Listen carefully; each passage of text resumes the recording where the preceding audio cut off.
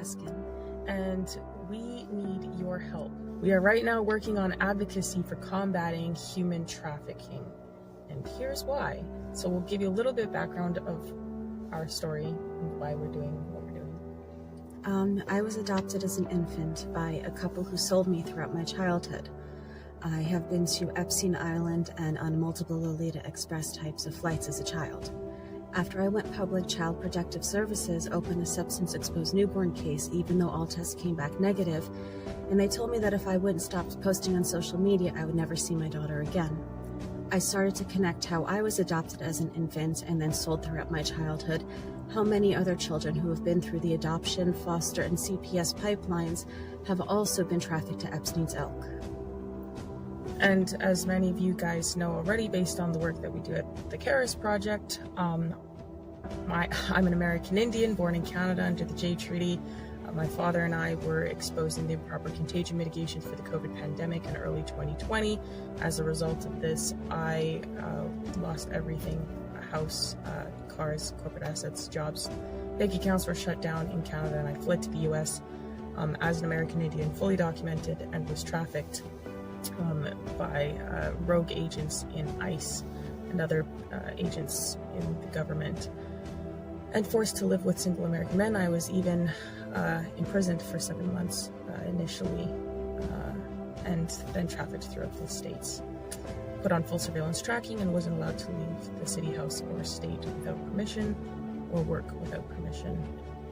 And that happened for many years, and I was on and off the streets because of that, and in and out of shelters. And that is just a small example of what many go through in this trafficking system, be it the family courts or otherwise. So that's why the Karis Project will be going to DC to speak with representatives and do live reporting. We're also going to be in contact with other families who are dealing with human trafficking, and through the CPS courts or through any other means, lesser versions of trafficking, and doing reporting on them live and otherwise.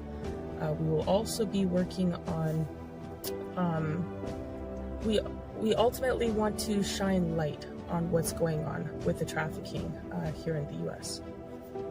And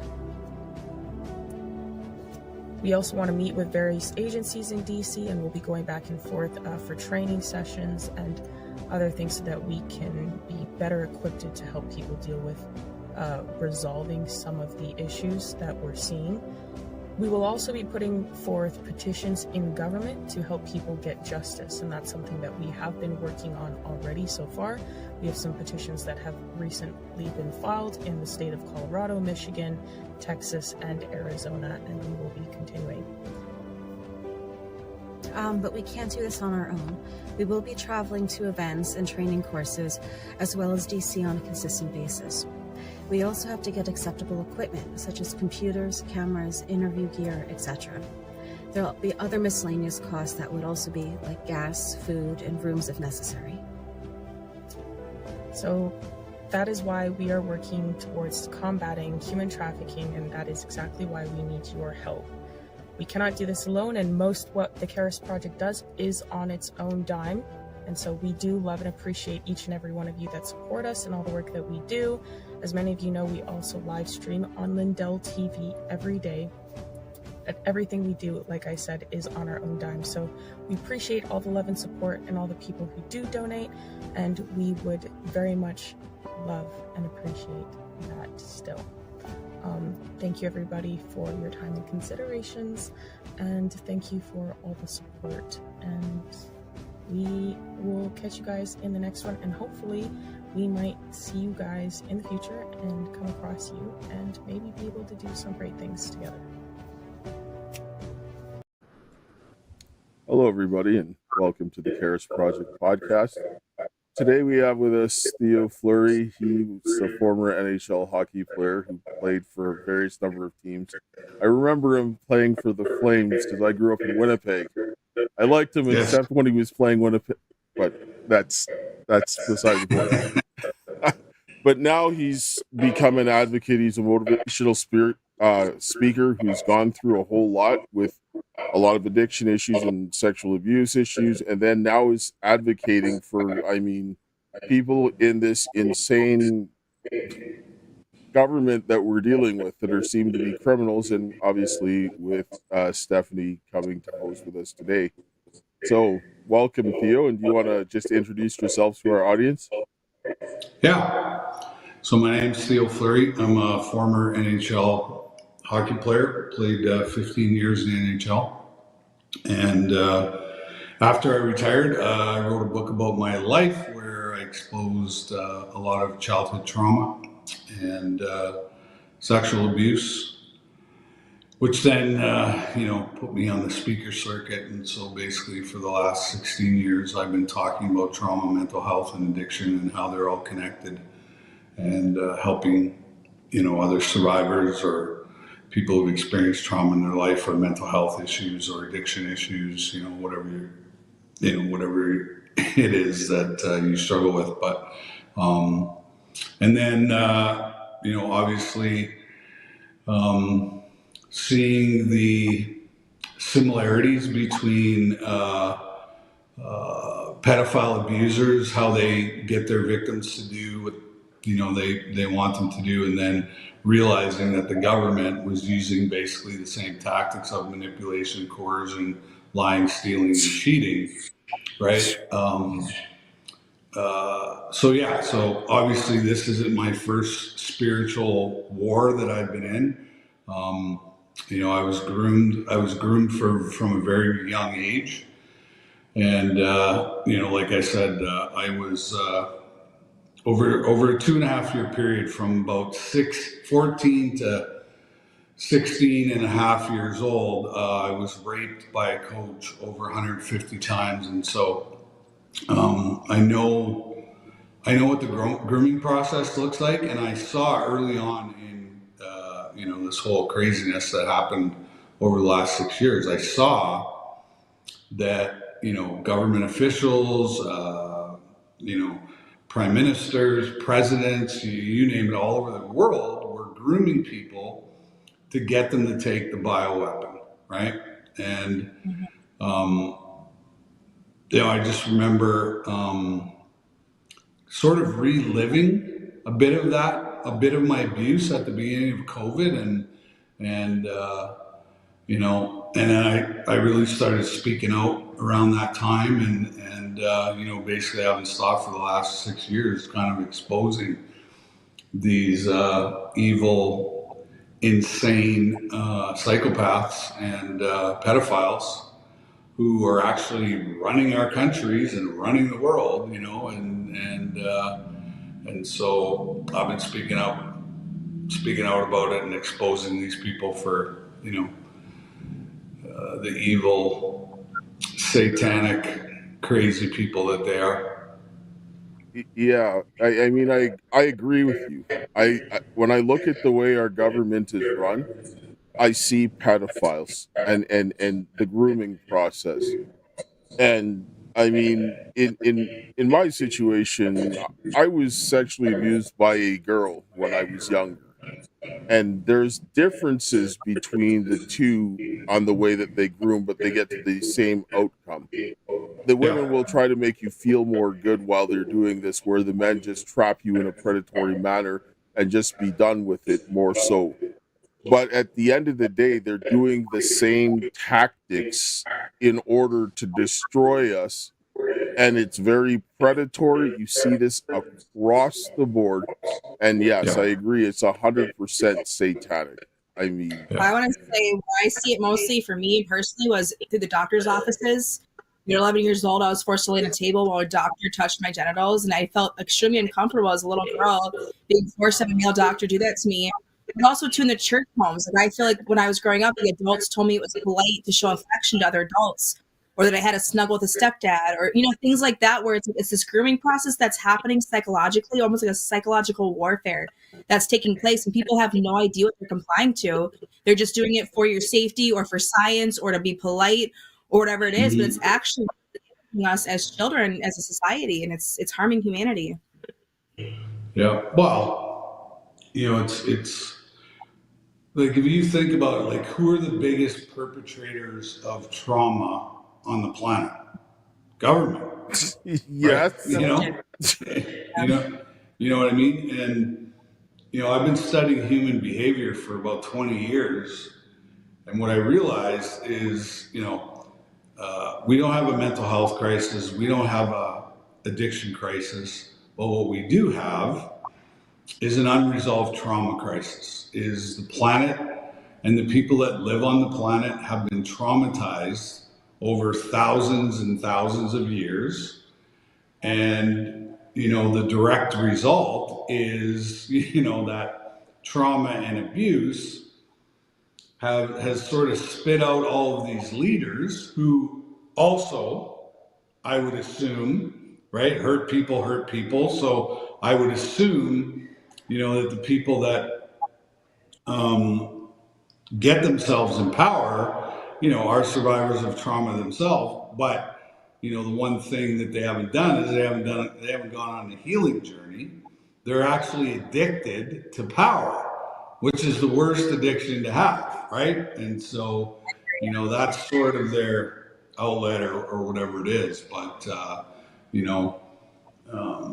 Well, and for me, I've been on a 20-year healing journey, where I've spent $1 million on therapy. I've done every kind of therapy known to mankind. I've done 10,000 hours of therapy because I wanted to get better, right? I wanted to step out of, the victimhood role, and get into, surviving and thriving and, having a great life. And so, I didn't spend 20 years healing myself to have a bunch of idiots snuff us out. And, because let's face it, they want us all dead, right? yes. They want to poison us. They're poisoning us and our children through the medical system. It's Nazis. This is the Nazi control. We never won the war. Like, we're in school. I'm in the U.S. We were in school that we won the war. No, we didn't. You're in control of us right now. You're controlling our curriculums in school. You've completely destroyed the family home, destroyed humanity. You're poisoning us. You're making us sick. You're making us come against each other. It is a whole system. The system talked about in Revelation of the Bible. It's the whole system that's destroying us. Somebody mentioned me on social media. They're like, well, they're punishing your kids. Maybe you shouldn't let them punish your kids. I said, listen, these guys took my oldest daughter through Child and Family Services in Manitoba. No provocation. She got raped for years.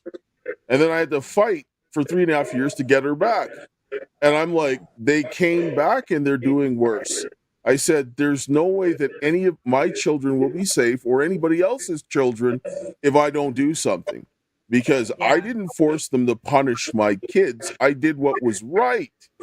And nobody should back away from doing what's right, because these people are terrorists, they're pedophiles, they're devil worshippers.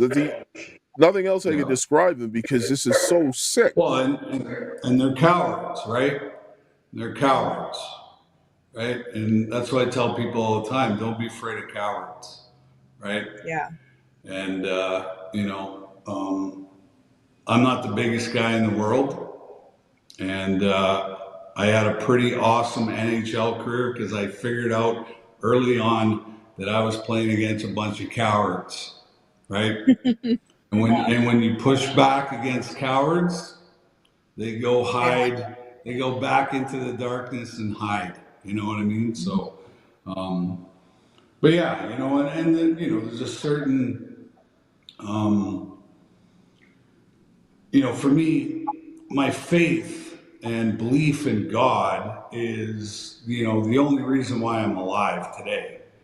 And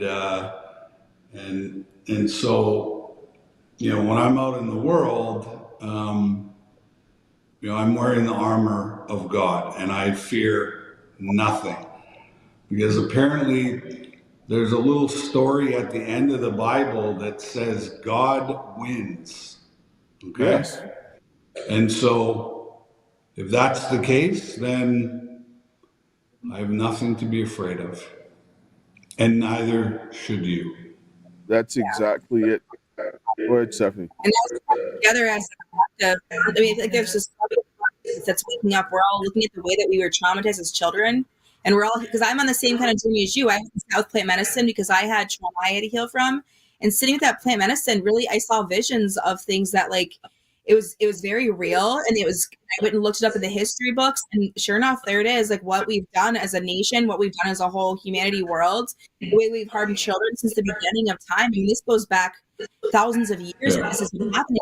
And this control mechanism that is, again, it's a generational cycle of manipulation, control, and trauma. And a lot of us are healing from that and realizing the power is within us. That we all need to come together and unite rather than be divisive about our political beliefs or our religious beliefs or whatever else, and say these things are wrong that are happening in religion, in the school system, in the medical institutions, in our presidency, and our elections, everything. It needs to stop, and it takes all of us, again, coming together and working together to bring awareness to this. I appreciate you coming on and sharing this and speaking up with some of your status. I agree, because what people need to do, and one of the things that our government is doing, is blurring the differences between men and women. Men and women are both critical. The mothers do the most important role on planet Earth. The fathers, second most important role, but they're designed to work together and we're different. This whole idea of putting them the same, this is destroying our society. For all of human history, we work just fine having men and women being good at being men, being good at being men, and women being good at women, so that we can have decent children and have better generations. Now they want to tell you that men can be women and women can be men, and you're all in this madness. It can't work. It's insanity. Yeah. Well, you've seen what's happening, of 10 years of Justin Trudeau here in Canada. Jeez. His whole agenda, has basically worked, because we're a country in chaos. We're a country with no more rule of law. There's no accountability for anything or anybody. And, but we've seen this movie. We've seen this movie a lot of times, right? I don't know how many times communism has been tried on the planet. And, the only thing it spits out is mass death. That's the only thing that comes out of communism. That's it. Like, nothing good. Like, your life's not going to improve. You're not going to have more money in your bank account. At the end of the day, you are going to die, and you're going to die a very painful, miserable death if we continue to go down the road that we go down, and if we continue to vote for these type of people, then, it's on us then, right? It's on us then. Yes. I think go ahead. No, I just wanted to sit down and say, because we got some American audience as well. In Canada, the government is structured like it was designed by pedophiles. There is so much secrecy within the government that they don't even have in the United States. If people in the United States actually lived under this, there would have been a war a long time ago. Oh, yeah. Long time, because everything is just in secret, and it just is on ambushing people. It is the most filthy thing I've ever seen in my life. Yeah. But it happens here, though, too, in America. That is happening here. And the problem I have is that when I was doing all the MAGA Nationwide stuff, I was super political at the Capitol, organizing rallies and all that. And I saw a lot of these pro-gun people. But what I'm noticing is a lot of these pro-gun people come to them that we actually don't have constitutional rights like you think we do. Or like, you have your guns, but everyone's too afraid to use them against their government.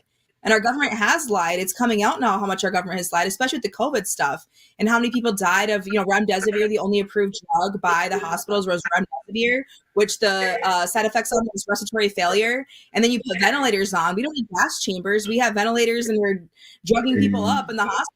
We're killing people. And again, like, there's a lot of things that were hidden. I was listening to a lot of podcasts, a lot of doctors who were talking about the medications that were working and healing these symptoms, that were like healing people right away. Ivermectin, hydroxychloroquine, and other things, and they were being silenced by our government. And now the truth about that's coming out, but you don't see the people with all these guns revolting and going to war against their government because they're too afraid. And it's like, well, so what do we do? How do we stand up? And I think it's a good way that we're talking and bringing awareness to it, so more people are like, wait a second, there's a bunch of people talking about this. Maybe this person's not crazy, because I was labeled as a crazy person to a lot of people during COVID. I was an anti-vaxxer before COVID came about, where I was already aware of the vaccines and how they're damaging us and our children. So I was definitely, stoned basically energetically by a lot of people during COVID, which was hurtful. But I'm happy I said the truth now, and more people are. Yeah. Well, what the conspiracy theorists are 90-0, I think now. Yeah, right. We read about everything. Yeah. Right. Yeah. So, but yeah, it's such an insane place to be, right? And the third step in the program of 12-step, okay, came to believe that a power greater than myself could restore us to sanity. So the only way back is when the collective decides that God is the CEO of this, and we all fall in line and we start to pray, we start to meditate, we start to listen to frequency and be around people who have really high vibrations. That's when this is all over. That's when this is all over. Yeah. I agree. You're muted. Of course, I like talking to myself sometimes. When God was talking to Samuel when they wanted a king, God said, "Don't do it. They're going to send your sons to war. They're going to take what you have. They're going to tax you to death. They're going to make your daughters servants, and you're going to regret it." And what did they do? They did it, and then they had to come back and say that was the worst thing that we ever did. Right? Well, as a mom, I will say, I was working full time as a single mom, so I had to really go to work and work hard for everything. And then I finally was like, I'm making just enough money to make ends meet. What is the point of this? I might as well quit my job, have my hair clients on the side that I can just make a little cash, babysit for money, and homeschool my kid. Because I went to the schools here and I saw the abuse that took place by all of that, and I felt like. And then I was emotionally disconnected from my kid, where I wasn't the nurturing mom that I needed to be. So it really destroyed that divine feminine within me. And it's because I also grew up with a very masculine mother, where she was constantly yelling, slamming cabinet doors. She wasn't emotionally connected to us as kids because she was constantly working. She was stressed. She was also a single mom. And so I see this generational cycle of that coming down where, it's the women are servants right now, tricking us into going to jobs. That was the worst thing we could have done for the family household, is to send the moms to work and not have them homeschool their children. That's where the values lie, is kids are learning confidence by being homeschooled. They're learning about their body, proper nutrition. They're able to move about. They're not forced to sit in desks all day long, where then obesity is the biggest now, right? There's nothing healthy or natural about sitting in a prison all day long, where you have these bells that go off and you're like a rat, where you go to the next class. The food they give you there is just like a prison. They bust you just like prisoners. I mean, these are concentration camps for our children. Well, and I saw it harm me and harm other kids. Well, where did we get our school system from? We got it from the Prussians. What was the end result of the Prussian school system? Nazi Germany, right? It was an indoctrination. What we're living in is slavery. Most people way back when, self-sufficiency was how you determined wealth. When you couldn't pay for yourself, if you squandered your living, you would sell your labor to someone else as an indentured servant, and that was slavery. And so the 9-to-5 job that we get, that we're taught that we need to get, we're actually slaves, and now we are dependent on someone else, and this is why we're in this position, right? 100%. And they've been stealing that money for 300 years, right? Yeah. Money's made of money and time is all made of construct. Somebody who created a time, all of our time is differently. I don't believe that humans only live to be 80 or 90. I believe that we can live much longer than that. Personally, for me, just learning about energy and our proper nature, being inhabiting nature rather than taking it over like we have. I've seen how well nature works, and even being connected to animals and things like that. People live a lot longer when you use herbs, when you're out in nature, when you're meditating, when you're connecting back to self rather than something external and being religious to a church or to another being or to a government. Even government's religion also. It's your belief system and what you believe, really, when it comes down to it. Yeah. Well, I'm a big believer in, people talk about spirituality. Well, what is spirituality? Well, it's relationship, right? Mhm. Yeah. And the first relationship that has to be solid is the one I have with myself, right? Yes, absolutely. I agree. Because if I have a great relationship with myself, how do you think all of my other relationships are going to be? Well, they're going to be the same, right? Yes. Yes. And um, we're so disconnected from all of the good stuff, right? And it's because we're traumatized, right? Yep. And when you're traumatized, you have no ability to think critically because you're only surviving. And Yep. so, the government will continue to traumatize its people because it doesn't want them to start to think critically. And once you start thinking critically, then you want to hold people to account because you're holding yourself to account every single day, right? So if I'm holding myself to account and I'm living under a certain rule of laws and I look out into the world and nobody else is doing that, crazy. Yeah. Insanity. Yeah. Yes. If you look at who the government is, I feel like it's us too, because even for my mom, she works for the city.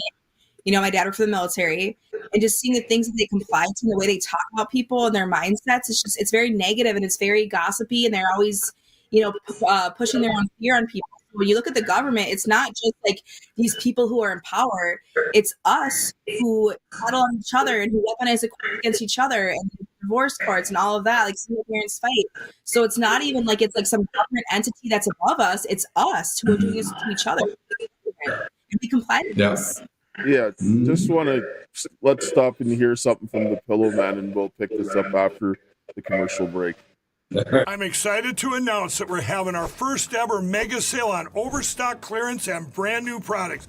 For example, save over 50% on this season's flannel sheets. Queen size only $59.98. Kings only $69.98. They sell out fast every year, so order now. Save 20% on our brand new My Crosses. They're designed in the likeness of the one I've worn every day for over 20 years. They come in men's and women's, and they're made right here in the USA. Get our 2025 six-piece My Towel sets for only $29.98.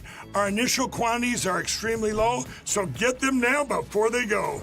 And our best-selling standard My Pillows, just $14.98. So go to MyPillow.com or call the number on your screen.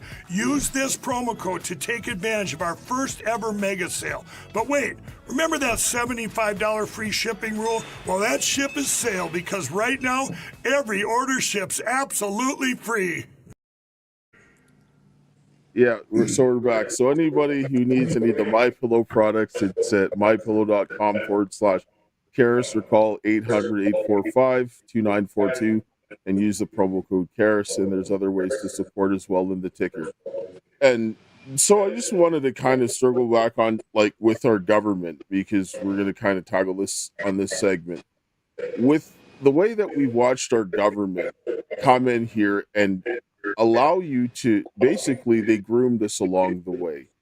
They made us feel good. The politicians will come in and say things that make you feel good, but then they will come back and, let's put it straight, they rape you. They rape you. They're all friends. They're all Right? friends together. They all sign a document. They don't actually know what they're signing. They're just getting you excited about their views, and then they're just signing documents, and you're losing our rights. And then you go to court, and the judges do the same thing, but even worse. They play God. Yeah. They do. Yeah. Without any investigation, people are turned into criminals. Like my partner being turned into a criminal, he's never been a domestic abuser. When you look at a court piece of paper, it shows that he's a domestic abuser and has all these violations of an order for protection that shouldn't be there because they've turned him into a criminal without any investigation.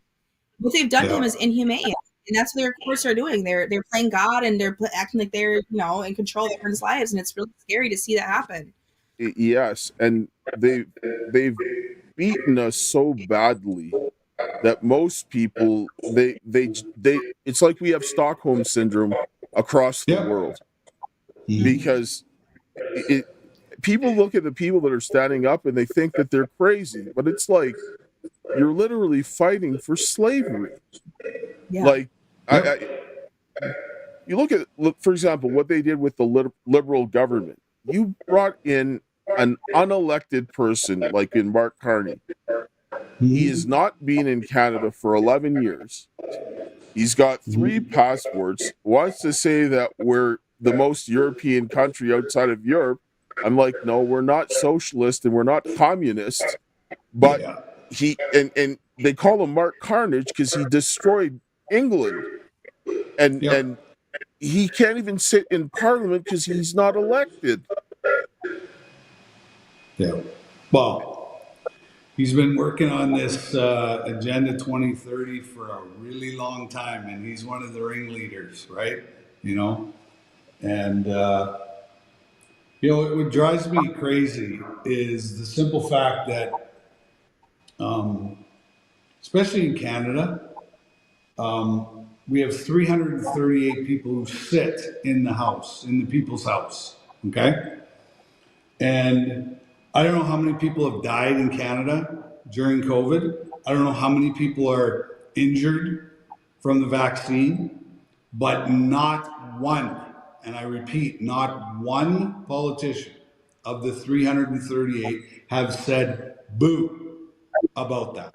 So they basically were accomplices to a genocide, okay? And now, guess what? It's election time. So now these people want us to vote them back in so that they can do the same thing over to us. And people are like, they're still gonna vote for a liberal. So you talk about Stockholm syndrome, that's it right there. Right? Yes. That's it right there. It's like running to your rapist and say, please give me more. This is how insane it is. Right? Like Canada was on par with GDP with the United States when Trudeau took power. Our whole country now is poorer than the poorest state in the United States. Yeah. Mississippi, I believe it is, right? Yes. Alberta and Ontario are still poorer than Mississippi. Right? Crazy. And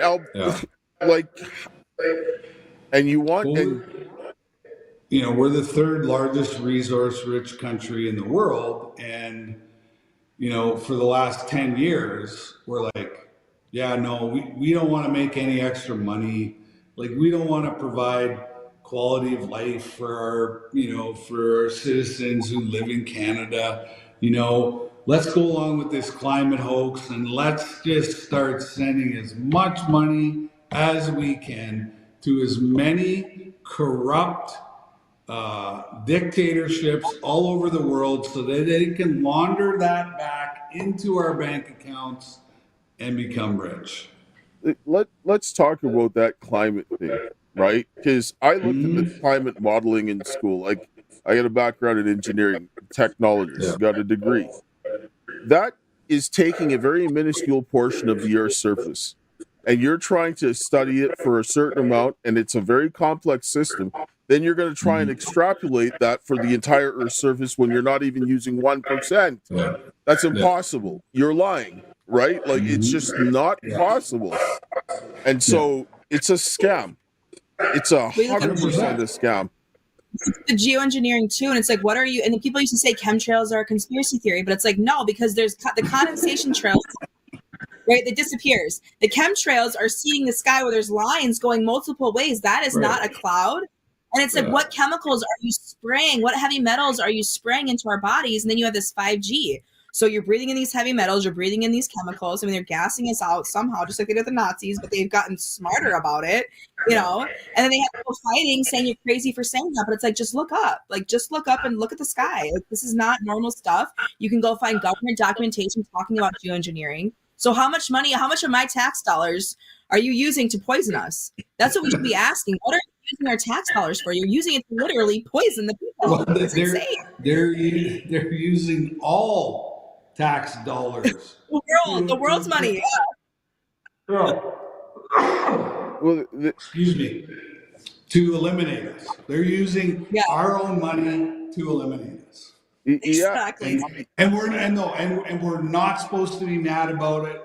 We're not supposed to be upset about it. We're not supposed to expose them. Talk about it. Don't talk about it, or your conspiracy theory. We're going to put you in a mental hospital if you talk about it. That's crazy. Yeah. You know, like. Yeah. This is why. Look at the amount of politicians that are getting money from Big Pharma, right? Yes. Look how Trudeau got rich over the pandemic, right? Like, then you wonder why that nobody's going to be able to get remedy for the vaccines. Look at the States; they have a vaccine court. It's like a kangaroo court because they're all on the take, right? Right. For cancer, right? Here in America. No, that's in the States. The vaccine court. Yes, it's called VAERS. So they signed it. It's the 1986 Vaccine Injury Law Act. They signed in to take away liability from the vaccine manufacturers. So as long as they're honest on those vaccine inserts, which I have a whole box in my house. I have studied vaccine inserts for a long time. I have studied medical science. I saw my own health, my daughter's health, other people's health, about the damage that vaccines are causing. As long as they put the side effects in those vaccine inserts, they don't have to be held liable. You can't sue them because they put it out there for you. But the doctors are indoctrinated saying, I have a piece of paper, listen to me, I'm the doctor, you need this. These doctors are making money off it. My daughter's pediatrician used to be very pro-vaccine. He's got his own clinics here in Minnesota.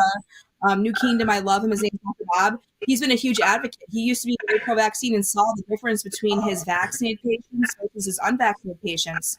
And now he's taken a stance for us, but he's had his license threatened. Other doctors have lost their license for speaking up about this. I mean, this is Nazi Germany right now. What we are experiencing, that doctors are losing their licenses for speaking up about the truth. It's insanity, you know? It's actually worse. Even Owen Schroyer reported on this, and Trudeau had an NDA with a 15-year-old girl that he was doing some sexual misconduct. So when you begin to start looking at the people that are engaged in pedophilia in the government, it then makes you understand why this is happening. Because here in Alberta, Danielle Smith was protecting pedophiles, doctors that were convicted like pedophiles. They're raping kids. The college is protecting their license, and the Alberta Health Services are giving them access to children. They did a similar thing in Colorado, right? So how can you sit down and say that you want to vote for someone that is shielding pedophiles? Like, I don't get that. They're like, well, people still think that voting actually matters. Yeah, exactly. And it's not. It's like, you know, your votes don't matter. Yeah. No. They announced yesterday that apparently we're going to have an election on April 28th. And the infighting going on with conservatives is absolutely insane. Insane. Like, I saw the conservatives in Canada are completely divided. And now they're saying, the Liberals have a really good chance of winning the election. Why? Well, because our side can't even get together and decide who they want to vote for and who they want to put in there. But does it matter? I feel like whoever's in there doesn't. I feel like because even for here in America, at this point, I don't trust any politician. I used to be a huge Trump supporter, and at this point, after the COVID stuff, because he wasn't speaking up about the vaccines and the damage they're causing, I couldn't trust him, which I know RFK Jr. is, and I appreciate him for that, and he's on Trump's cabinet or whatever. But after I saw the whole take place and what Trump actually complied with, which I know he didn't want to, he had to, but did you really have to? Could you have been honest about what's happening? Are you really a salesman for this? Are you playing both sides? Look at all the people he was friends with. He was friends with the Clintons. He was friends with all these people, and we can't discredit that. We can't completely ignore that. You know, I do believe. Yeah, because he's never came out and said anything different. You know what I mean? Just like our guy here in Canada, Polyev. Like, he let all this happen for the last 10 years. You know, he'd put up a fuss every once in a while, but, you know, when people were dying and people were being injured and nobody was saying anything, that's when I knew right then and there that we have one party in Canada, and that's it. This All is of the world. It's one party. It's a new world. It's a new world order. It's a new world government. It's all of them. They're all part of this. It's bad. But this is what I tell people about government. Government is like a toddler. We're the parents. We're letting the toddler run the house and do this. It's like this kid they see on social media. She's probably like around 10, and she's like stealing money and buying stuff on her parents' credit card and telling them, and the parents are like standing there like they can't do anything. I'm like, really? You need to take that kid and teach her a lesson. You got to give her some discipline, strip her of everything she has, make her go to work and figure things out. But this is what we have to do to the government, because they're getting no consequences. We're sitting there, we're complaining, but we're not doing anything. And we have to, they'll take the path of least resistance, and we need to offer more resistance than the people behind them, because if they don't see, like they say, that the pain of changing has to become less than the pain of staying the same, right? And that's they've done a really good job of keeping most of the people still comfortable. Like, not a lot of people have lost a lot yet.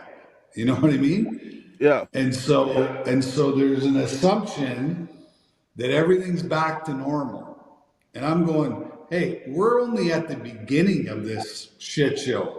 You know what I mean? They're like, what are you talking about? I'm like, okay, well, just sit back and watch and let it play out. And that's exactly what's happening.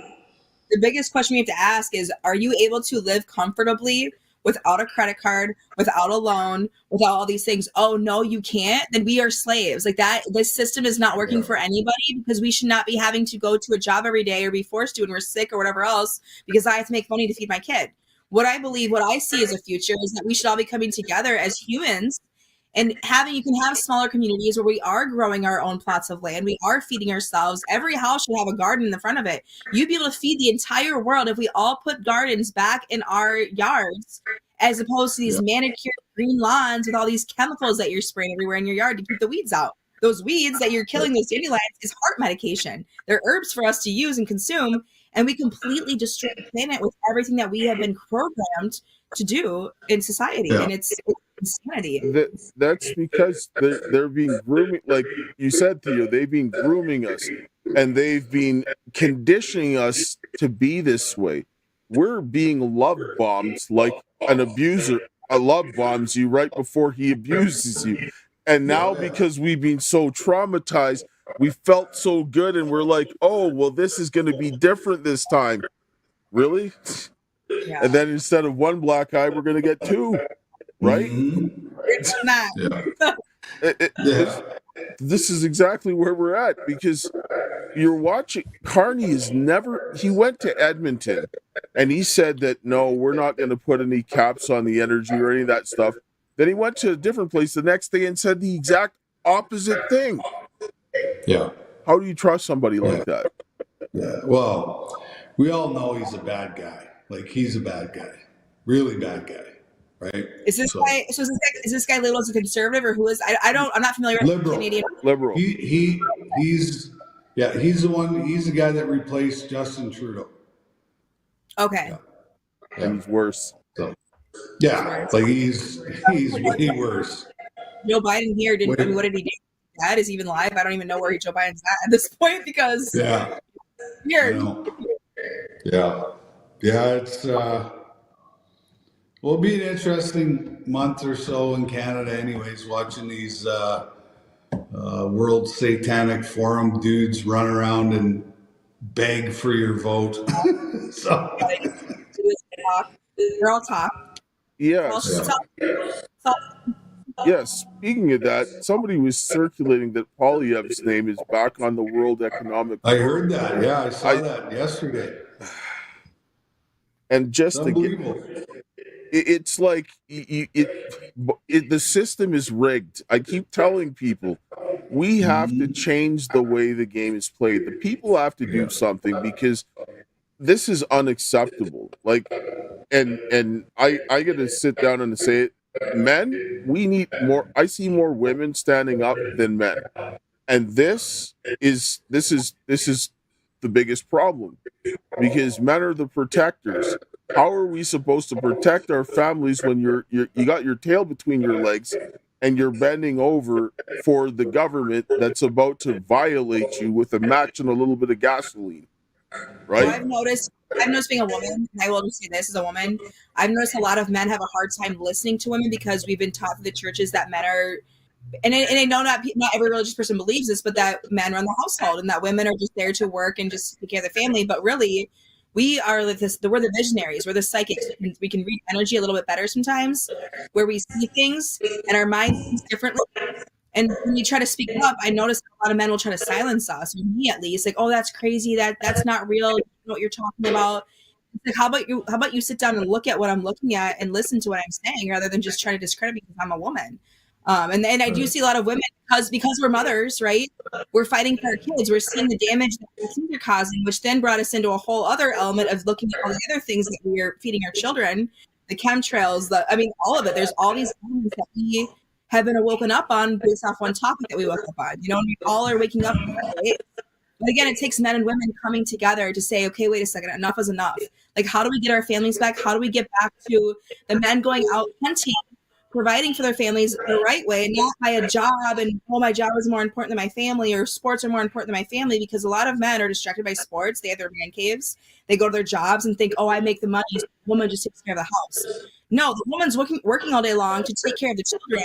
We need you to come home and give us a break so we can at least have some laughs, and then we can gather ourselves and then provide energetically as a nurturing mom and not completely overstimulated. But you're seeing all this dysregulated households, nervous systems, generational cycles, all these things continuing in homes where it's damaging our children. It's continuing on. We're brainwashed.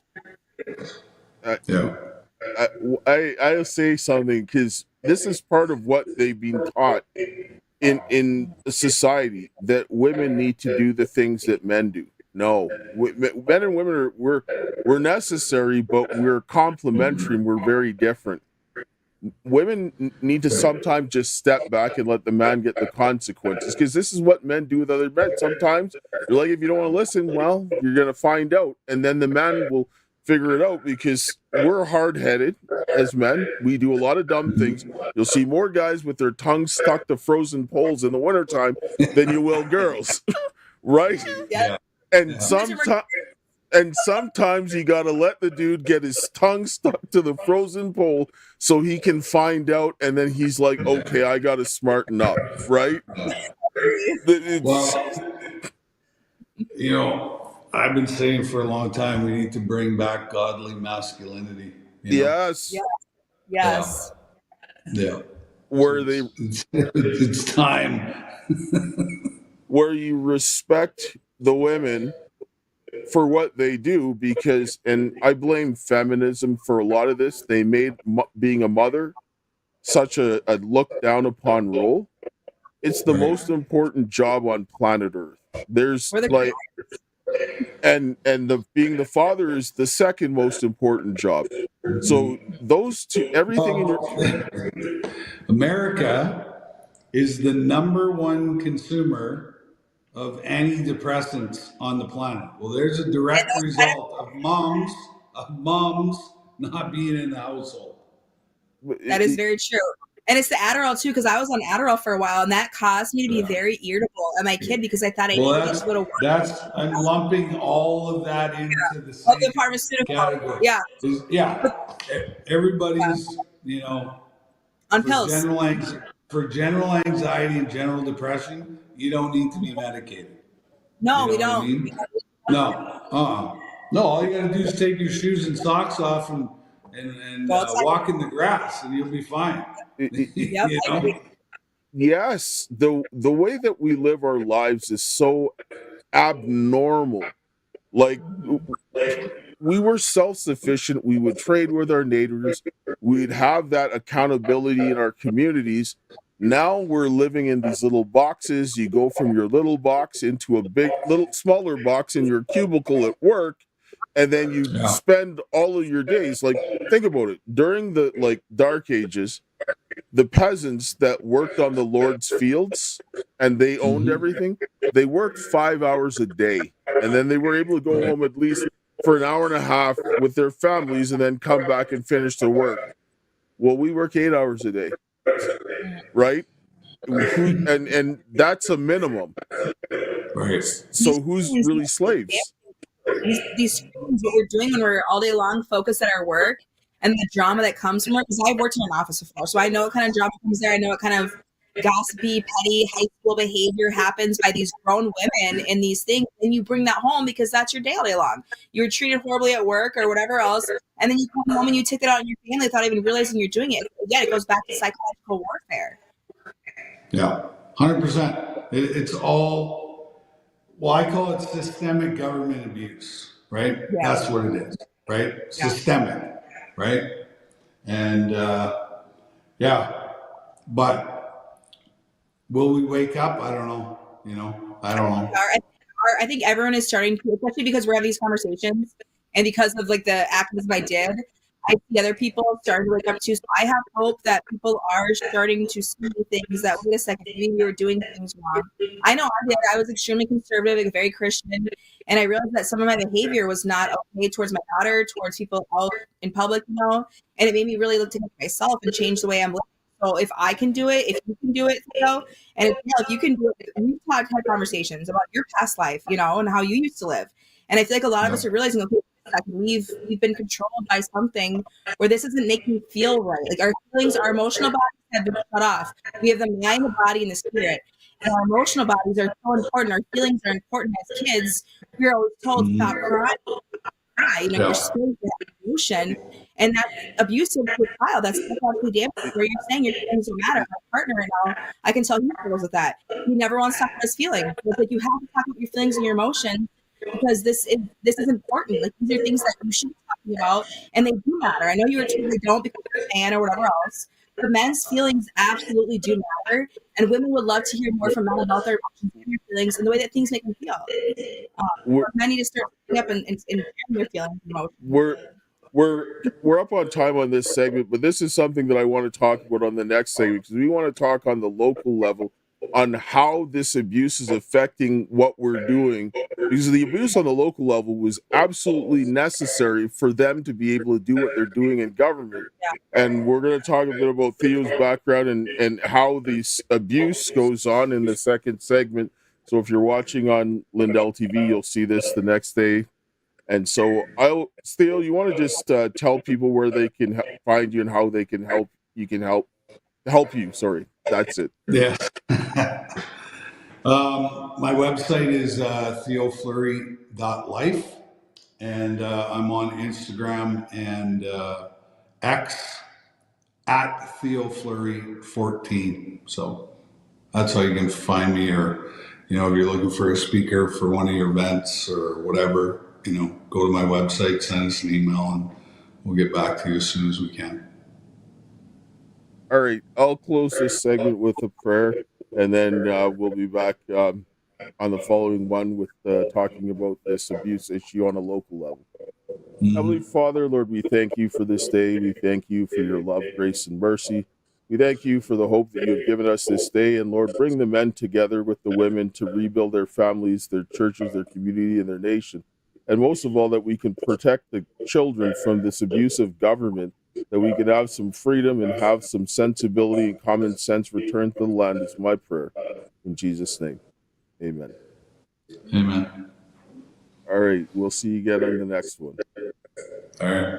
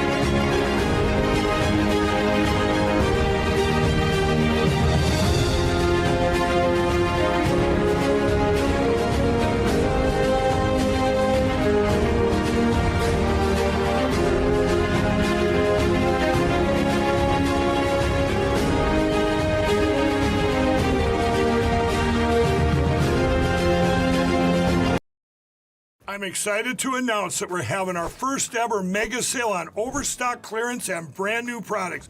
For example, save over 50% on this season's flannel sheets. Queen size only $59.98. Kings only $69.98. They sell out fast every year, so order now. Save 20% on our brand new My Crosses. They're designed in the likeness of the one I've worn every day for over 20 years. They come in men's and women's, and they're made right here in the USA.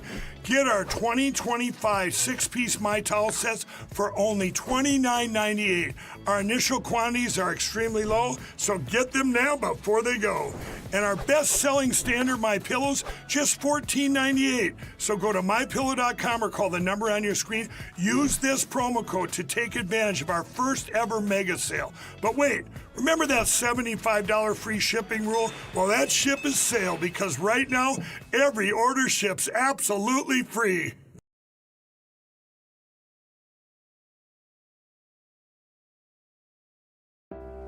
Hey everybody, Keisha here. So today I want to talk to you a little bit real quick about Tina Peters' case. So on April 9th, 2024, myself, Maureen Steele, and Ann Vandersteel all went into the state of Colorado to file a petition for redress of grievances. Tina Peters actually also signed this petition. In fact, she actually had exculpatory evidence related to the election fraud that was outlined in the petition that was not allowed to go into the court. The petition was not brought to the floor, and as a result, Tina Peters was unlawfully imprisoned. My father, Dale Richardson, was actually tortured in the state of Colorado to suppress his evidence of treason against the United States, which was based on improper engineering controls which allowed for the spread of the COVID-19 virus, which was likewise created at Wuhan by Peter Daszak and the EcoHealth Alliance with the pathogen, which were handed over to the Chinese by the Winnipeg Biolabs. This created the circumstances for widespread election fraud. My father Dale and I are friends of Tina Peters, who has been politically persecuted for standing up for the liberty of all Americans. And she, as a sister in Christ, has been persecuted like I have for standing up for the liberty of all people. In the state of Colorado, women and Christians are being persecuted on monumental levels, and I'm calling for everyone to stand up for Tina Peters in every way possible, including using the Karis Project action plan to compel the state government to put the petition for redress of grievance to the floor so that Tina Peters can petition before the state house that belongs to the people. And if Colorado continues to deny a Republican form of government, we will implore that Congress and President Donald J. Trump initiate Article 4, Section 4 of the United States Constitution, which guarantees a Republican form of government, to the states, and use that just power to intervene and provide what the Constitution has ordained. The time is upon us to come together and stand united as people, and let the world know that we stand together to preserve this perfect union for all Americans and our posterity. That is why, y'all already know, I'm going to leave you with my favorite quote. The greatest want of the world is the want of men. Men who cannot be bought or sold. Men who in their inmost souls are true and honest.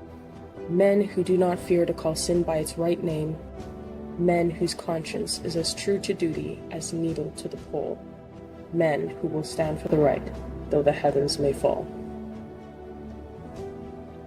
Ciao, guys. All right, we're back for the second part with Theo Fleury and obviously Stephanie again, to talk a little bit more on how this abuse in our government was accomplished by abuse on a local level. And Theo, you want to kind of tell us a little bit about your story? Because I know that it was something that made headlines in Canada, I know in the States as well. And this is a huge brought a lot of light to a huge problem, especially for men who are very silent when it comes to this kind of abuse. Yeah. Well, as I said in the earlier segment, I was I was groomed by a coach and a scout, and it was basically 2.5 years of complete hell that I lived through, and I was being raped probably 2 or 3 times a week by this guy, and then once I was able to get out of his grasp, I quickly discovered alcohol and food and sex and gambling and, you name it, as a coping mechanism to suppress, the emotional pain and scars that were left behind from that experience. And so, but I was able to, September 18th of 2005 was the last time I ever took a drink or a drug. And, I surrendered and turned my will and my life over to the care of God as I understand him. And, 19 years later, I have probably one of the most incredible lives you can possibly imagine. And I have great relationships. I have a beautiful wife. I have great kids. I have lots of really great friends. And I get to travel all over North America, helping people through their own trauma stories and their mental health stories and their addiction stories and whatnot. So, I'm actually in Prince George today because tomorrow I'm doing a full day trauma workshop on one of the Indigenous communities up here in northern BC, and so really looking forward to that. But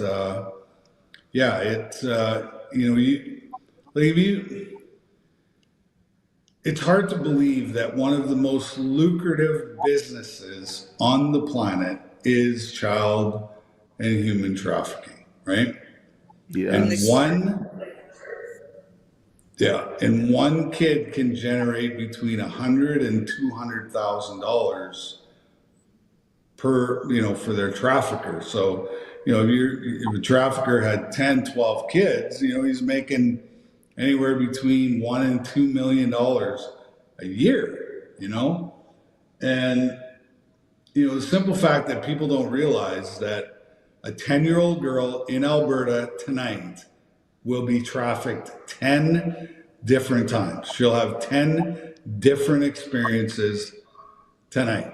Yes. And that happens 24/7, around the clock. You know what I mean? And the simple fact that people want to bury their heads in the sand and they don't want to talk about this stuff until it actually affects them, that's the kind of world we live in. You know what I mean? Like, there's very little compassion left. There's very little empathy left. People won't listen to other people's stories anymore, and so you're like on an island, and there's no way off the island, and there's certainly nobody that really cares that you're actually living on an island. You know what I mean? Yeah. That's kind of where we're at as a society. Yeah. So when it kind of question, when you were being abused, were there other people your age that were also that you knew of that you guys ever talk about your guys' abuse with each other at all? Was it secret? You guys just kept it a secret and that's what happened? But you got to remember that this guy who was my coach held my greatest dream in his hands. Yeah, that's right? What they do. Yeah. And in, 1984, I guess, 82, 83, I think. Like, if I would have told somebody, first of all, I wouldn't be believed. Yeah. And then second of all, that would be the end of my career. It'd be the end of my hockey career. Because I'd be labeled as a troublemaker, shit disturber, liar. You know what I mean? And so I had no choice other than to keep it to myself because I wanted to get to my dream. Well, and a lot of the guys, like, for example, even in sports, a lot of them want to help their families and their loved ones and so forth. And they're like, if I do anything, I can't help my family. And this is where they do this to men because they know that they will shut up because the men want to help the people around them that are depending on them for this happening. And these people they're sick. They're twisted. Yeah. They're sick. Mm-hmm. Yeah. And they really are, and there's no other explanation, Well, here's the deal too. It happened. What? Yeah. it's happening more than just sports. I mean, it's happening in churches too, where you have priests, you have nuns also touching. It's everywhere. Everywhere, every facet of our life it's happening. You know what I mean? And and just nobody talks about it. You know what I mean? Like it's like this secret, right?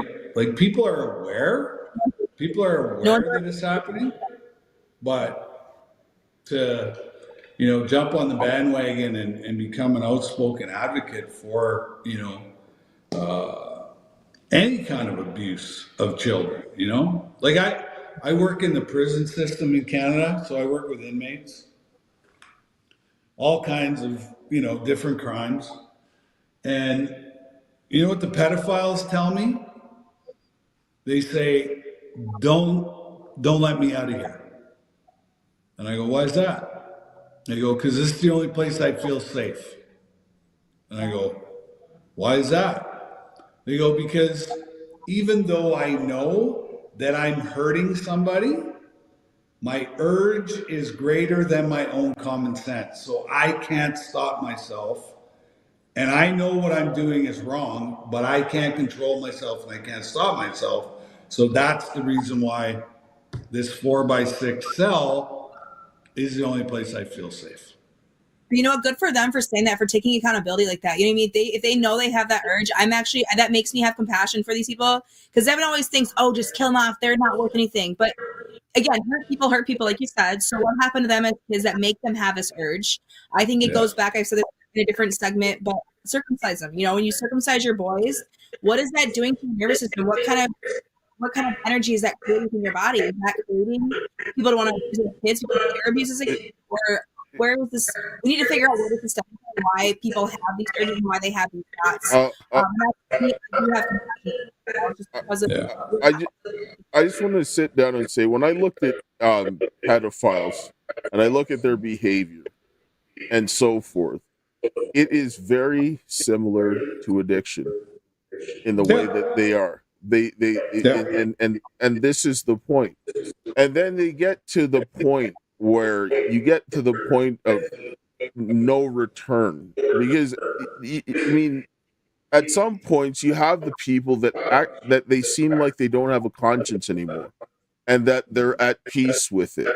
And if you get to that point, that's where I'm sitting down and saying that they don't it being wrong, it's not an issue. Like it's like they're fine. It's like drug addicts. There's the addict that once they get to a certain point, they just give up and they just say, this is all I'll be, and they'll just enjoy it. And then there's the people that get out and want to get out and do anything to get out, right? But you don't know who you're dealing with until they have that opportunity to get out. But at least if somebody still has a conscience and says, don't let me out, then at least keep them away, and they know that. Maybe they should listen to those guys so that they don't put them in positions where they're going to go and can't control themselves. Yeah. Right? Like, but I think almost that the government wants them out. Well, of course they do, because 98% of pedophiles who get out of prison reoffend. Right? And drug dealers are there forever. People who sell drugs, who, again, you make a choice to buy drugs. I think it's crazy that drug dealers, people who sold weed, go to jail and prison a lot longer than people who are pedophiles. I mean, these people are actually harming children. But yet you're putting people who take money away from the government because, right, you can't track drugs, you can't track the money that's coming for drug dealers. They care more about the money than they do about actual humans and locking up the people who are actually harming other people physically. And it's children that they're harming. Well, did you ever think that they might be getting kickbacks from child and human trafficking, from drugs? Of course they do. Yeah. They keep the police keep it, and they probably disperse them themselves. And these law enforcement officers are very corrupt and are in Rosemont. They cover up the crimes. They have for a long time. Well, isn't it funny how they groomed us to trust political people, law enforcement, fire, to blindly trust them? Yes. Right? Yeah. Doctors too, right? Doctors. Yes, like the whole thing. Like we were groomed to not question anything. And that's the problem, because you should question everything and understand why you're doing something, because if you don't understand why you're doing it, you should probably not do it. Figure out why you're doing it and decide whether or not this is good for you, right? That's proper way. They don't teach us in school how to discern truth. No, they don't. No. You have to learn the same pace. If you're not the same pace, you're in a special class, they segregate kids. And the problem I see too is they're segregating children and adults. So how are children ever supposed to grow up and learn how to be an adult if all they're around is one adult all day long that's telling them exactly what to think? They're not learning how to take care of a home. They're not learning how to take care of themselves. They're not learning anything besides the information that's being fed through them. This is one of the other reasons why pedophilia is so rampant. Like in the Bible, they said that raping a woman is like rising up and slaying your neighbor. It's like murdering somebody, but they're still alive. That's like in a lot of times it's more merciful to kill them because you can only kill them once, but you can continue to rape them. This is rape and pillage that's breaking the back of the population. And so if you keep them in that situation, you're going to be able to control them, and you're never going to allow them to get where they need to go. And if you look at our society is now trending towards pedophilia. Pedophilia is rampant everywhere I look, and people want to just do this. And we can't do this anymore. Well, to me, rape is like a living murder, right? It's yes. like a living murder. It takes a piece out of you that no matter how much therapy, no matter how much self-reflection, spiritual practices, you never get that back. You know what I mean? And rape has always been used in war. Mm-hmm. Yes. Right? It's been a tool. It's been a tool, thousands of years. It was a tool that they used. Yep. Yeah. And rape happens, and I'm noticing that rape happens in the home. You're just being forced to control. It's not even just a sexual thing at this point. It's like people are being forced to do things they don't want to do, where it's like your energy is almost being raped in a way, and it goes. Yeah. Yeah. Well, and they were even calling, the COVID shots needle rape. Yes. Yeah. Medical rape is a real thing right now. When I was in the hospital, I had my daughter 2 months early. And I went in there for, I thought my water broke, and they forced me to stay in the hospital. They said my blood pressure was high. And I was like, I'll get better rest going home than being here. And every 4 hours you come and check my vitals. I'm not going to get good sleep here. So can I please just go home? They would not let me leave. And I was scared that if I fought them, they were going to call like CPS or something on me. So as a mom, I was like, okay, I'll stay. I did not get good sleep. I had to go back to the I went home and slept the whole next day. They told me my blood pressure's high. I need to go back. So I checked it late at night because I slept all day long. And then I got yelled at by the OB saying, why are you checking it this late at night? I'm like, if you look at my record, I was at the hospital all night. I didn't even sleep. And so then I had to go back, and they ended up monitoring her and ended up taking her out via C-section 2 months early. I don't believe that would have had to happen if they did not do what they did. And I feel like these hospital births are disconnecting moms from babies. I felt that with my daughter, where then when you cut the umbilical cord too early, that's not good because you're not getting all that stem cells from the cord blood. And then they're giving the vitamin K shot. They talk you into that, the Hep B right away. She's putting them separated from her mom, where then my milk doesn't come in the way it's supposed to because of what they did energetically to me and my child. So it's like this damage they're doing to moms in the hospital by cutting babies out of moms. And it's harming to energetically to mothers. And again, it's harming our body chemistry and the natural process of being a mom and how we're supposed to feed our babies and take care of them. Yeah.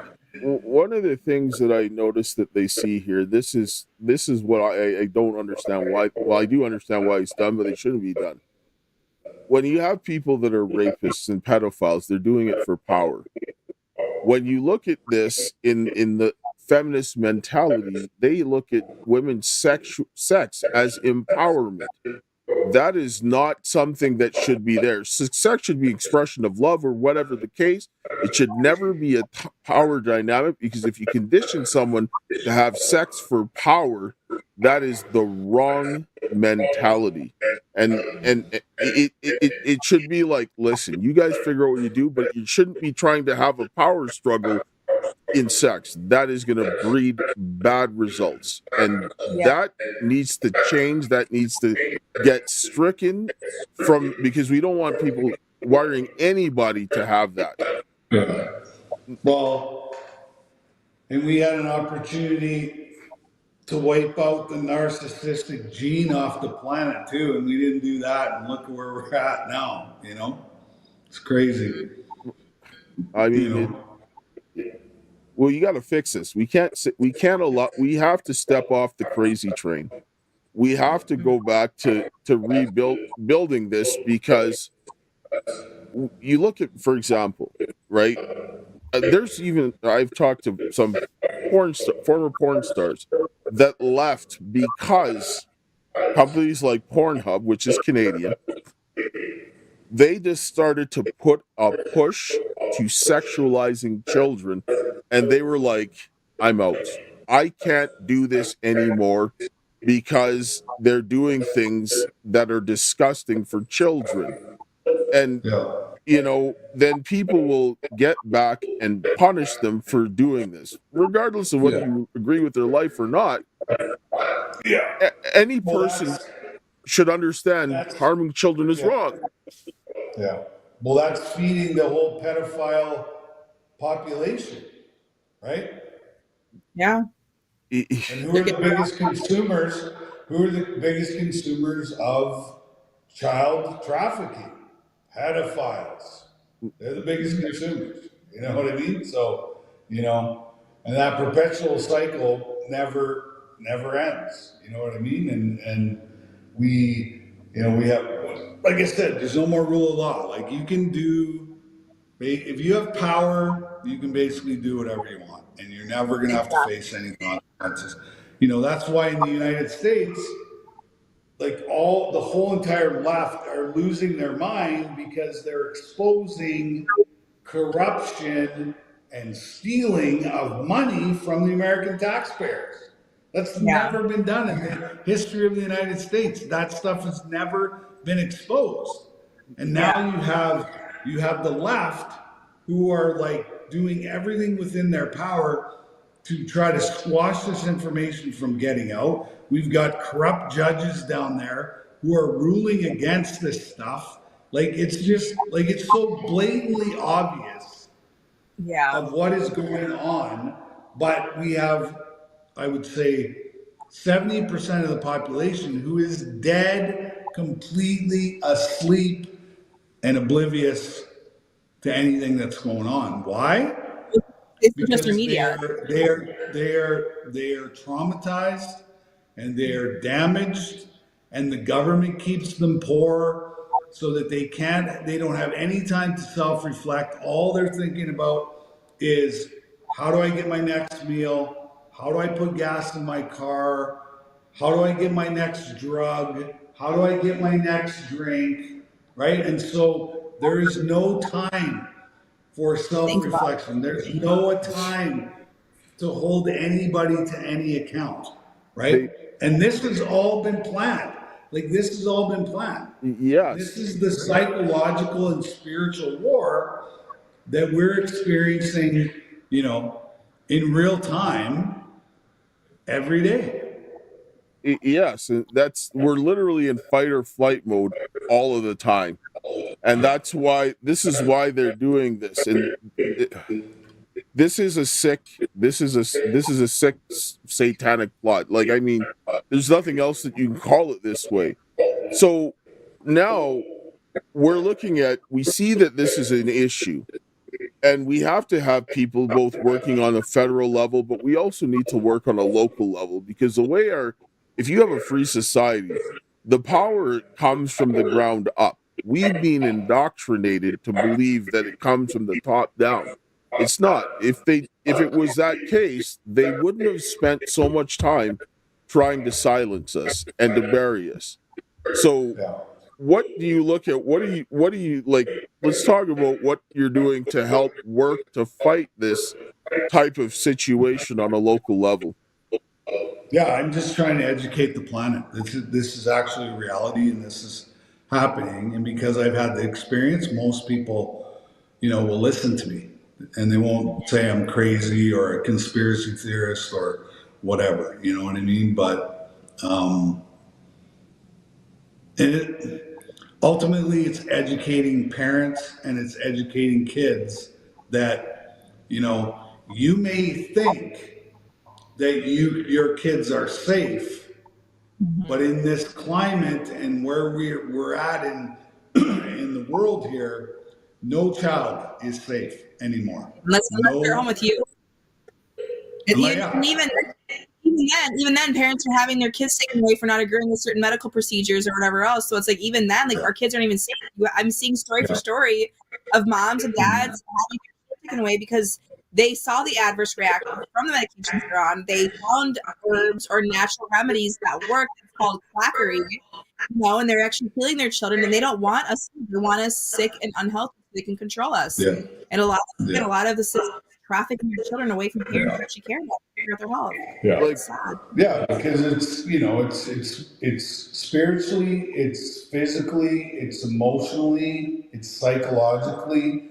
We're being abused at everywhere we go. It's every level, abuse. Every aspect of life. Yeah, absolutely. Yeah. And the sad thing is, we do it to each other. You know what I mean? Like, I've had family, because I chose not to vaccinate my child. I had family come after me so hard. I chose to homeschool. I had family come after me so hard. It was like, just let me parent the way I want to parent, and please just leave me alone. I've had CPS threaten me. I've had all these things by my own family. It's like, you guys have become the Nazis.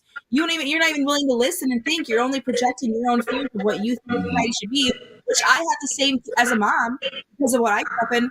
I had the same thing they had, but I overcame those and saw, okay, wait a second. It's a proven fact that kids who are homeschooled are way smarter than kids who go to school. Absolutely. Right? I agree. It's an actual proven fact now, right? Because you're teaching your kids how to critically think. And so if they were to go back into the school system, they'd be like, what is going on here? Why am I learning this? Right? And you're not allowed to, you're not allowed to question these evil teachers, insane people. You're not allowed to, That's why you get harassed. That's why you get harassed, Dale. That's why I get harassed. But you know what? I've spent my whole life as a villain, because every visiting arena I went into, everybody hated me. They wanted to kill me, all that stuff. So I was like, I've already been there. You've been crucified. Yeah. You've been crucified. You already went above. That's how I feel. I've been crucified, and you know what? I will stand up for the kids all day long. I don't even care who says what about me. Threaten whatever you want. I know I'm a good mom. Do what you need to do. But look at my child compared to her kids in the public school system. She's extremely smart. She asks a lot of questions. We talk about our feelings really about the way that she asks me, Mom, do you feel that way? And that's really cool to see a 7-year-old be able to talk about her feelings in the way that things make people make me feel. It's been very eye-opening as a mom, psychologically, even for me. And then very healing as well to go back to my childhood and think, wow, my mom did not have these conversations with me, and she would not answer my questions because she assumed I was too young, or I wasn't aware, or kids just shut up and be quiet and keep your kids small, and let's segregate the kids and adults. And that's how I was treated as a child. So I'm like, no, we need the Bible says, listen to the children. The children come here to bring us information because they are connected to the multiverse, or whatever you want to call whatever is outside of this physical reality. I do believe that kids are very attuned to the spiritual world and do receive information to give to us, but we've been completely shut off from that by society.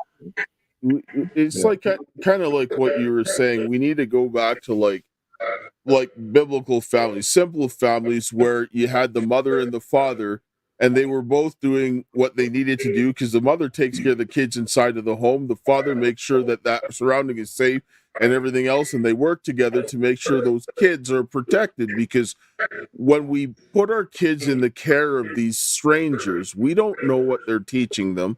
We don't know what you're doing. You're seeing how many teachers, they're now molesting the kids and everything else like this, and then they're teaching this SOGI or social emotional learning impairment, wherever you're at, that are teaching your children to go to the predators instead of the protective parents. And then they're butchering your children. Your children are like, I mean, and if you don't like it, like I know there's one girl, she's out in BC.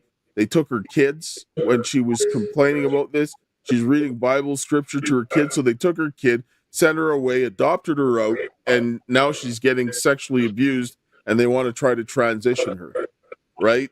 And we need to stop this crazy train and protect our families. Like forget about like working your 9 to 5. Like get a piece of land, figure it out, take less money, do what you need to do, because you can't pay back that stain on your child's soul if they get molested. You can't. Like, I mean, you might get through it, but you're still going to have that scarring for the rest of your life, right? Well, it's also the other kids.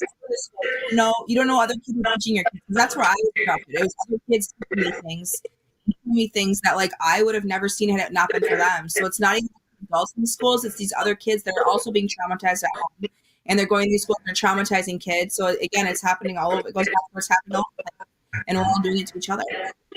Well, right. Well, and kids are traumatizing kids in school because we've got, bullying epidemic going on at you know what I mean? So they're getting hit with so much trauma from every angle, every space, it's like, what an insane world it is. And what a time to be alive. Well, exactly. Like with the internet, for example, like we give the kids these phones now, and you have unfettered access to the internet. I hear every day about the products you all wish MyPillow carried. Well, guess what? We probably do. Slippers, bathrobes, pet beds, blankets, mattresses, sleepwear, loungewear, duvets, comforters, pot holders, aprons, oven mitts, and so much more. And they're all on sale. For example, get our best-selling standard MyPillows for only $14.98. Body pillows, $29.98. 6-piece bath towels or kitchen towel sets, just $29.98. Multi-use MyPillow 2.0s with pillowcase, $9.98. Save $40 on our Spring Percale and Giza Dream bedsheet sets. Any size, any color, and so much more. So go to MyPillow.com or call the number on your screen. Use your promo code to save up to 80% on all MyPillow products. And I've never done this before. When you spend $100 or more, you're going to get 2 standard MyPillows absolutely free. Your kids are seeing like people getting killed. They're seeing all kinds of things that children were not designed to. And like, for example, like I was listening to a woman talking, and she said now that the girls, they're not having sex as much anymore because when having sex, the boys are strangling them and seeing all this stuff. And she said, explain to them that your son, that boy has been watching porn probably from since he was 9. And then you throw into all the people that are getting killed and everything else like this. They're traumatized. Like, they need to take the phones out of the kids' hands. Well, here's because I am a mom who my son has an iPad, and I will say she watches a lot of art on there, which helps her create mind flow. These phones and the internet can be a double-edged sword because I have learned a lot about a lot of things from the internet. So you have to just teach your kids the right information to be curious about. When you have parents who are watching TV shows or movies on Netflix now, they have all these sex scenes. I'm curious. I know I don't want to pause the TV during sex scenes or fast forward to be curious. I make sure not to watch things like that with my daughter. The questions she has aren't questions like that. She more wants to know, how do we paint this? How do I look this up? Like, and she asks really intellectual questions where she can ask the phone that, and the phone can give her answers. So I will say there's a double-edged sword when it comes to phones. My daughter's creating her own memories. She's creating her own platforms, and she's 7. She's very smart, very aware. And I feel like she's using it to create confidence rather than being, I'm going to go research naked people. I mean, she has to be curious about naked people. And like I told you before, I have showed her very scientific picture because she doesn't have a dad. She doesn't have a man that she's seen naked, and she knows that men and women have different body parts. And so she's been very curious. And so again, like I said before, I had to show her a very scientific photo of a man rather than going searching for it. I chose a photo with a very medical grade, photo, and it wasn't exposing her something sexual because that's what she's gonna find if she goes and searches for herself. So as parents, we have to be honest with their kids. And they do have questions that are uncomfortable because they do, I've noticed, they are very curious.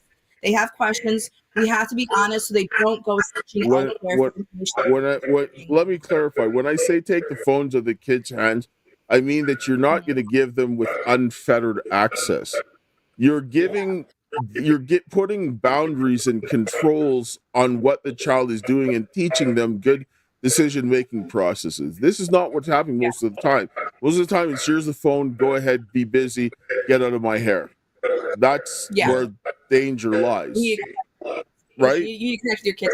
I do. My child is very honest with me when she looks things up. Maybe you shouldn't look that up. Again, how they make you feel. Like when she has seen anything, they can talk about it. And she does. She'll be honest with you about stuff. So I appreciate that. If you have those conversations with your kids, they'll be honest with you and tell you things, and go ahead and fix it as the parent, and say what you need to say to them to help them through it. I want to ask you something, Theo, because you said you're out in Prince George, speaking in a native reserve. You want to kind of talk about the trafficking issue in the native community, because it is by far the worst in Canada, based especially with a lot of what the government is doing. Right. Well, there's a lot of problems on reserves, and there's a lot of kids that who have parents who are addicted to whatever, right?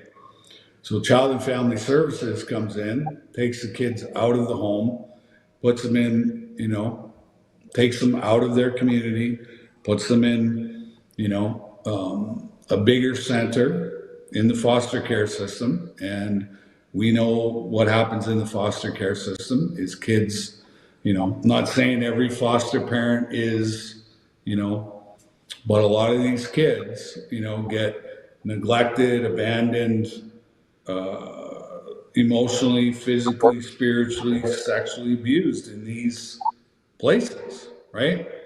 And then, the kids become withdrawn, and then as soon as they're old enough to get their hands on their own coping mechanisms, kids start smoking dope at 8, 9, 10 years old, because if they don't have that, who knows, right? So yeah, it's the whole entire planet that is really messed up. God has been taken out of our consciousness on purpose. And, it's been taken out of the schools and replaced with, SOGI and, DEI and all this crazy stuff.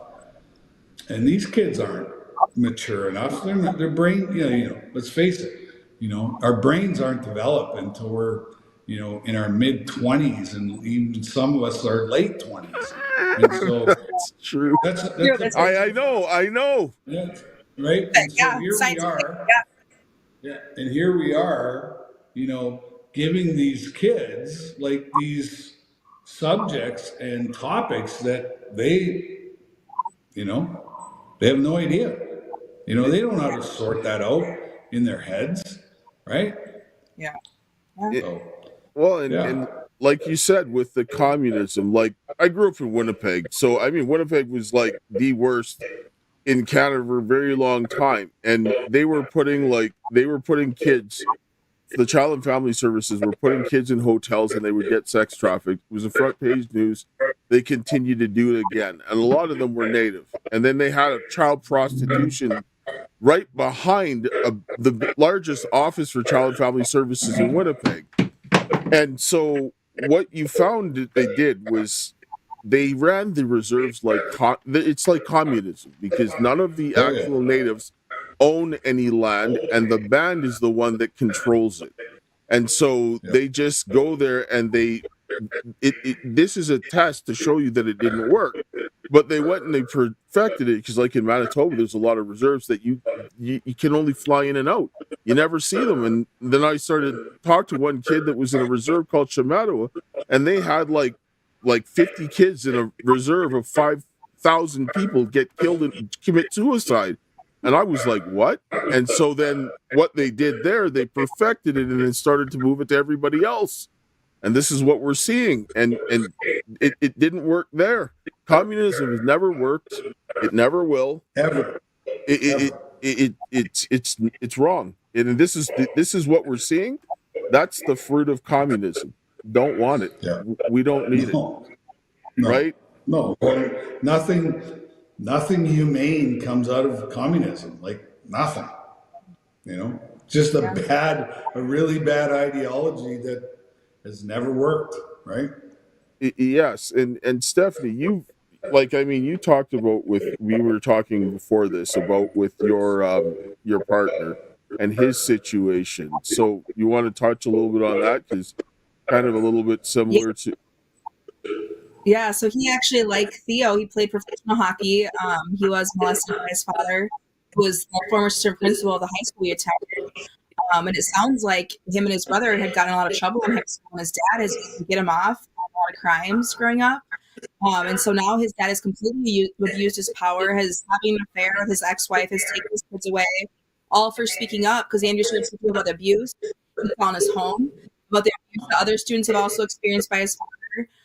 And now they're trying to silence me as well. They filed harassment restraining orders on me. Him and his ex-wife and his father filed them on me, where we had a corrupt judge, Tim Wormager, but was not the original judge of my order, come in and approved his gross statement on me, saying I can't say anything about the petitioner anywhere on any social media site, which is a major violation of my constitutional rights. I didn't say he committed perjury. They both commit perjury on their statements.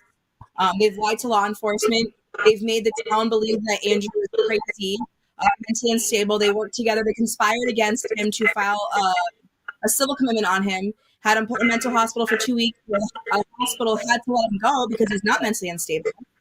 They tried to put him back in there again for speaking up on the internet. So what he's been through is extremely traumatizing, and now he's forced to pay child support, $1,500 a month to kids that he can see.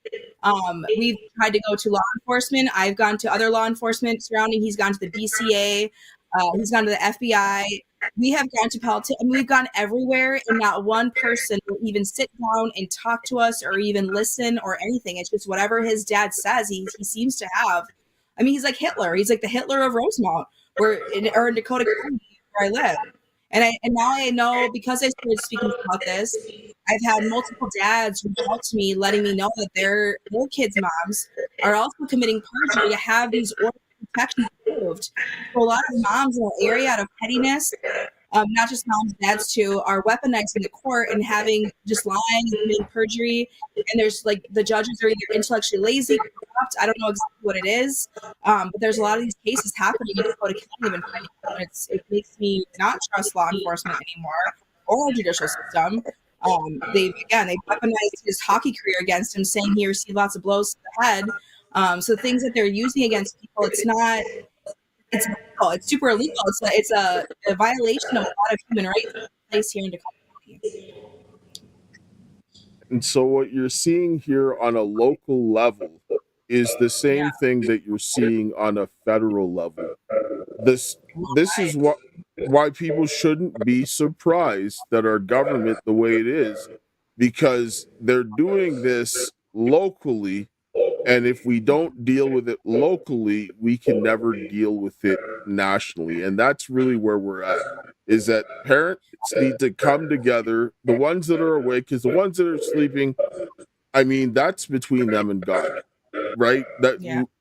Literally, you see people, they're watching things in front of their face and they just stick their heads in the sand. That's going to take God to wake them up. The people that are awake now, they need to get up and do something, because it's like the Revolutionary War. They didn't start with the 3%. That's what they ended with. And they still won, right? Because God's with the people. God doesn't side with pedophiles. Sorry. Right? So we need to just everybody needs to do whatever they need to do.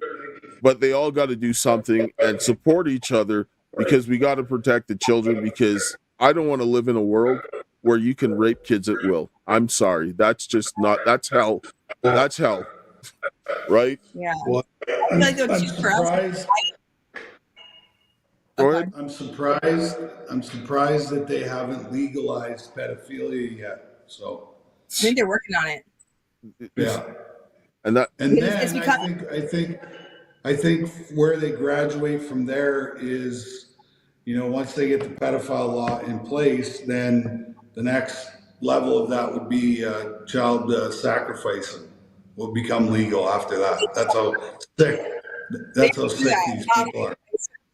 Women and children, circumcising girls and little boys, to be child sacrifice right there. well, look at what they wanted to do in California, where you could kill the baby like after it's born. Yeah. What? Like, I don't have any words for that. Like, I know. right? What they're doing, because I've noticed this. I've noticed a lot of my friends have had kids in the hospital with cancer and like other rare genetic diseases, right? Which I think the vaccines are causing that kind of stuff. And they're using these aborted fetuses for vaccines. They're mixing DNA together. They're creating all this stuff in our bodies where it's like, what? This is not natural porn. But I do believe that we have an issue with organ harvesting, whether it's you have put a donor on your license ID or the babies that they're aborting. They're using it for scientific research. So now you're turning humans into some big science experiment, and it's very inhumane because these people can feel pain. I mean, babies feel pain just like any other person. Babies feel pain the same way anybody else does. Absolutely. So it is. It's But this is made. What do they want to now do that for minors here in Canada, right? That's the child sacrifice right there. Yeah. Like, Well, the simple fact that we have over 70,000 people have used the MAID program already, and we don't have a donor. What's that? Medically assisted and medically dying. assisted dying. 70,000 people have used that to take their own lives. Yes. Oh, okay. And we no longer have an organ donor problem. No. They have plenty of organs now, right? Because they can just sell your organs. And even when I was in the hospital, how much they charge for breast milk, for donated breast milk to these moms in the NICU, it's insane. My bill after the NICU was $17,000 for a month of being there. And thankfully, I had double insurance at the time for my daughter. But I mean, people who don't have that, how much they've had to pay for all of that stuff? It's like you're in a tight spot with your baby where you're working all this with my kid, and I'm forced to pay all this money. It's insane what they're doing in these hospitals and what they're doing, how they're charging for organs, millions of dollars. $1 million for a heart, isn't that what it is? Can you imagine when they play this interview 100 years from now and they'll go, there's no way, there is no way that this was going on.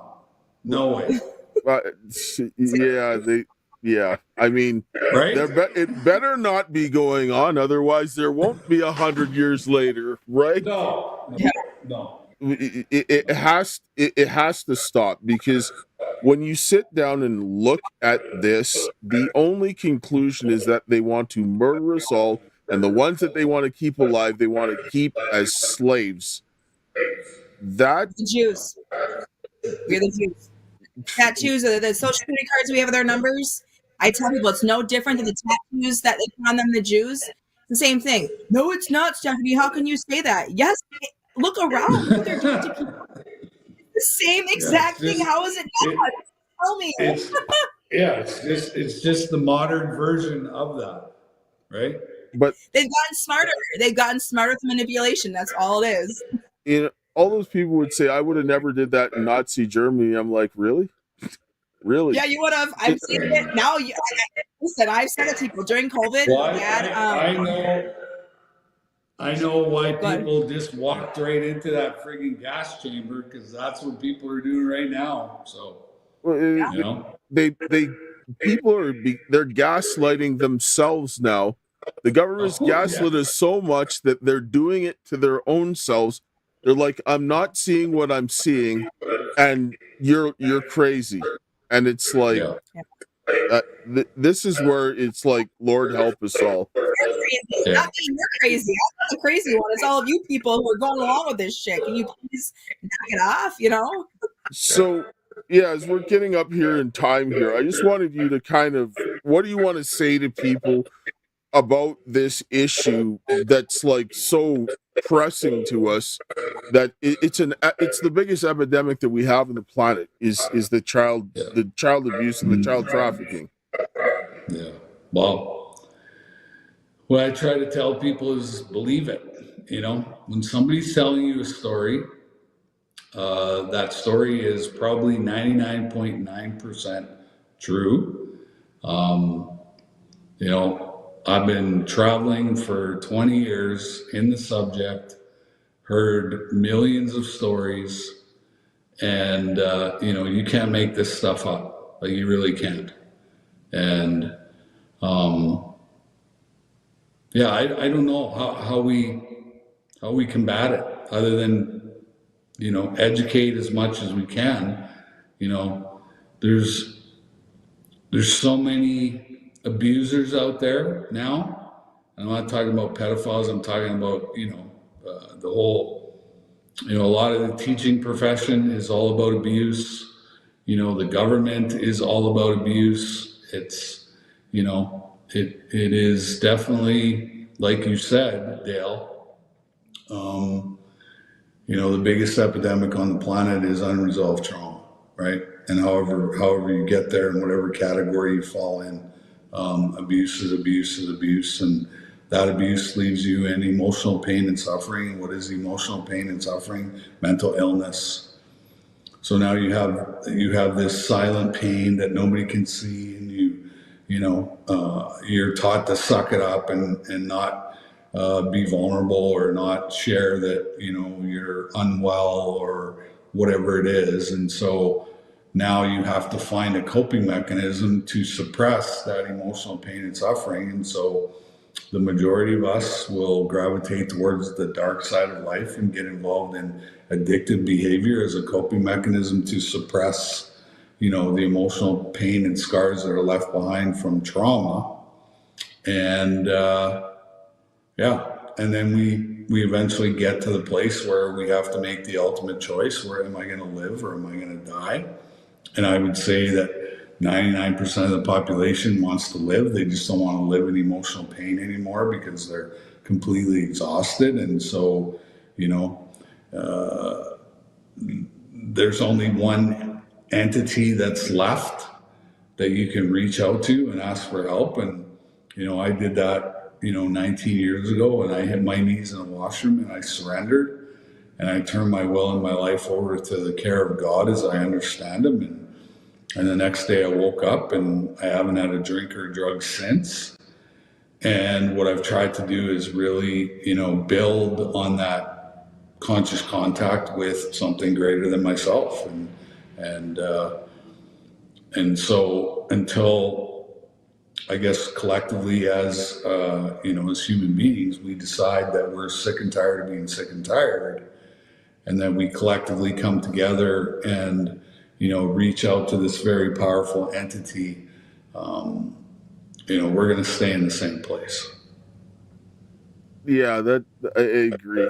And what I'll say here, before we close here is that, like, that idea of sucking it up, people need to understand that that's not the way it is. Men are designed to process things in real time, but you have to learn how to process it during the time that you're going through the trauma. If you don't have the tools to process, you won't be able to move forward, because once we're able to get through it, we actually become stronger. Because if you depend on God, he will there's no fire that will kill you. You will become stronger, and at the end of the day, you're going to look forward to the challenges, because then what these criminals do to you, they no longer faze you. You're just like, I'm going to get through it and I'm going to keep going until we're done. And when we start getting people those skills and those tools, this is where we're going to turn the enemy on their heels, and this is where we need to go.